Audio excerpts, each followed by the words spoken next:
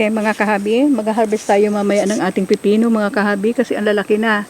Sabi ng asawa ko, harvestin ko na raw kasi kikilawin or gagawing salad. Ito ang laki mga kahabi oh. Yan. Yan. 'Di ba? May nakita na tayo sa ating pinaghirapan mga kahabi kasi meron na tayong nakitang yan, bunga na, malalaki na mga kahabi. Dito sa taas mayroon pa ho. Yan. Sa lilim nito na ating pipino ay dito natin tinanim itong ating mga siling pahaba. Ayan. Kasi ang siling pahaba kahit nalilindungan yan ay namumunga rin yan. Basta't mayroong araw na nakakapasok kagaya niyan. Oh. May nakakapasok na araw. Yung ating kalabasa mayroon ng bunga doon mga kahabi. Tingnan natin. Ayan. Yan, oh. Sana mabuo na yan. Yung iba na payog.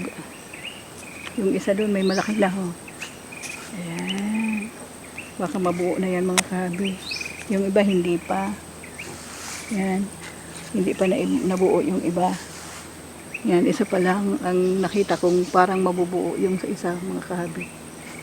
Yan. Pagapangin natin ito dito sa taas. Ayan.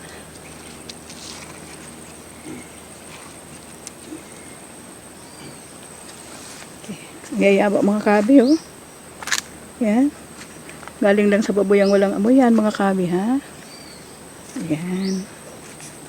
Sige, mag-harvest tayo mamaya ng pipino. Mga kabi, mag-harvest tayo. Harvestin na natin to mga kabi. Yan. Yan, meron na tayong dalawa. Ang lalaki mga kahabi. Meron pa. Ayan. Meron pang isa. Ayan. Oh, ang laki mga kahabi oh.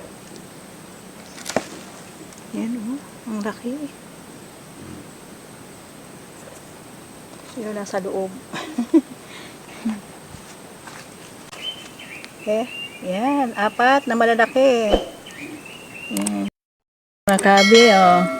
Diba? Bibilin mo pa yan, mga kahabi. Ayan, oh. Naka-harvest tayo ng apat na malalaki. Ayan. Kikilawin natin yan pagdating sa bahay.